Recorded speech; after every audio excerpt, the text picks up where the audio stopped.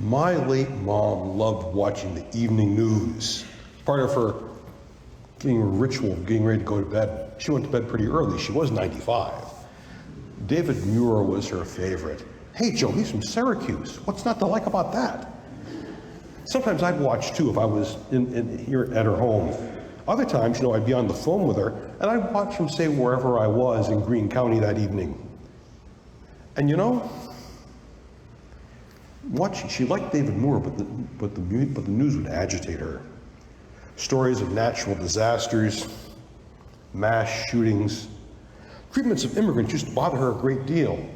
She used to me from time to time, Joe, I don't know if my great-grandparents could have come to this country.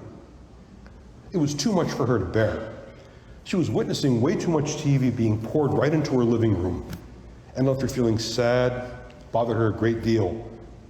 Sometimes during the commercial break, I would sometimes successfully convince her to switch to the American Movie Channel or the Turner Movie Channel, just to give her something calm to watch, little Fred Astaire, little Ginger Rogers, little Julie Garland, something, anything else in the news. Words of the prophet Habakkuk in my heart. Why do you let me see this ruin? Why must I look at misery daily?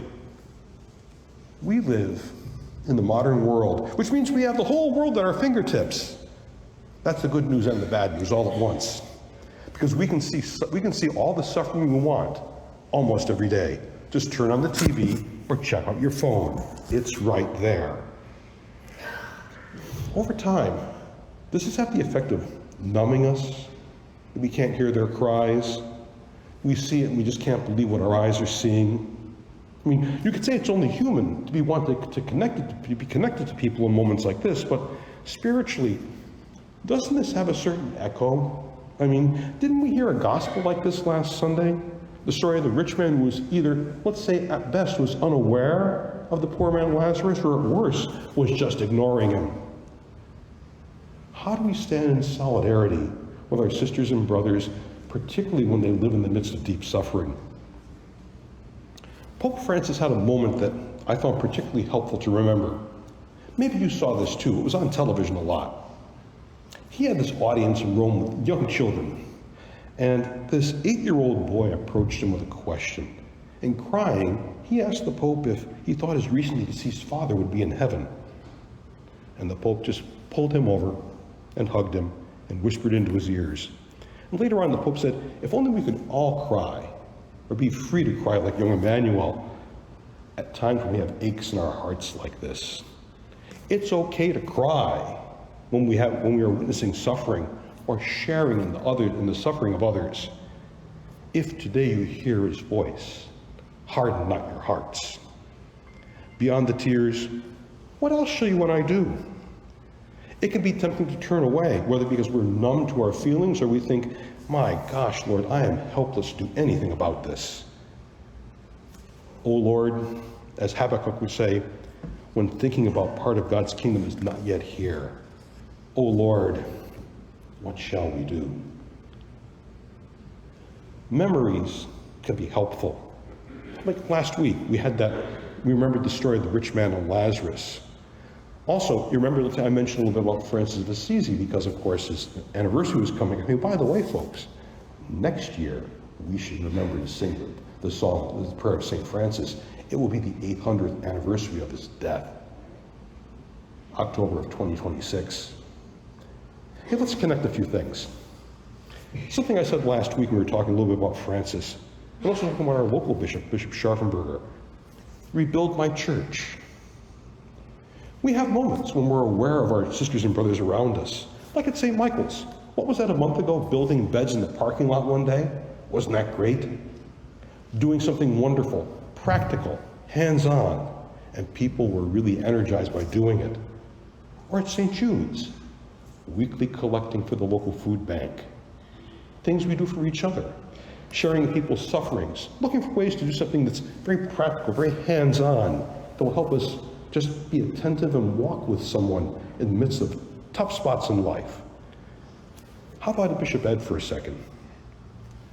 Asking us to think a little bit about, say, remaking our parishes, being remade for mission. Can we recapture our commitment to the mission of the church? Remember, we're centered on Jesus and helping us grow. For generations, I think, as parishes, as parishioners and living in parishes, we've been, almost to say, quietly convinced that we're so centered on our parish. When I grabbed my Catholic Central yearbook from 1973, I could look in the back at the senior directory and see Joseph O'Brien, 112 6th Avenue, Troy, St. Patrick's, Troy, and then all the activities I had. The whole class was listed by their parish affiliation, even the 4 who weren't Catholic. They didn't know they belonged to parishes. I guess they were anonymous Catholics. But all that aside, that's part of who we are. An elderly priest I knew was the assistant pastor at St. Agnes in Cohoes, which is no longer open. Every Friday and Saturday night, they had mixers in the late 40s and early 50s. That's how it was. That's how a lot of young Catholics in Cohoes got to meet. They got engaged and they had got married and they had families. That life's no longer with us, is it? I mean, look around. That life is no longer with us. When I think about the moments like when people at St. Jude's are bringing food or people here at St. Michael's are building beds, I know people who are not Catholic anymore. And they tell me how much they ache to be part of something that is bigger than themselves. And maybe they felt a little disconnected from church for whatever the reason happened to be. But they'd say, look at what Jesus did. How he invited others along the way. How he fed, how he healed. How he lifted people up, how he forgave and taught us how to do all those things. What if we could do those things? You know, folks, sometimes when we live in the midst of our parish lives today and remember how good it used to be, we think about those things that often brought smiles to our hearts. They tended to be things that we did for one another, but we didn't necessarily do them as much for people who were outside, people who were hungry, people who were hurting. It's like maybe we didn't notice the Lazarus outside the gates too. Or like Habakkuk, we would take note of things and lament them. What if we rolled up our sleeves and looked at our life as parish and wanted to say, hey, let's remember the mission we are here for, sharing Jesus Christ, being his people in the world, going and rolling up our sleeves, and just being present to each other in the feeding and the healing and the walking with and the reconciling. We can do those things. And our parish organizations can do those things too.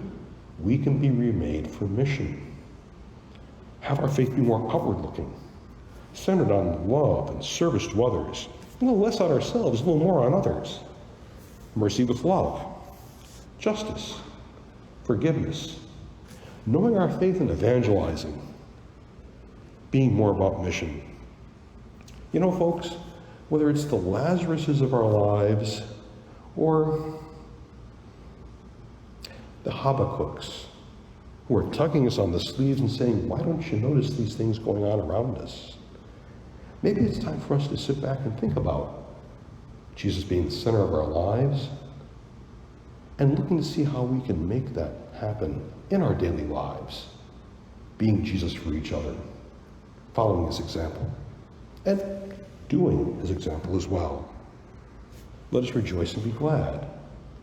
The readings last week and this week are tugging us by the sleeves and asking us to think about who we are and what we're all about.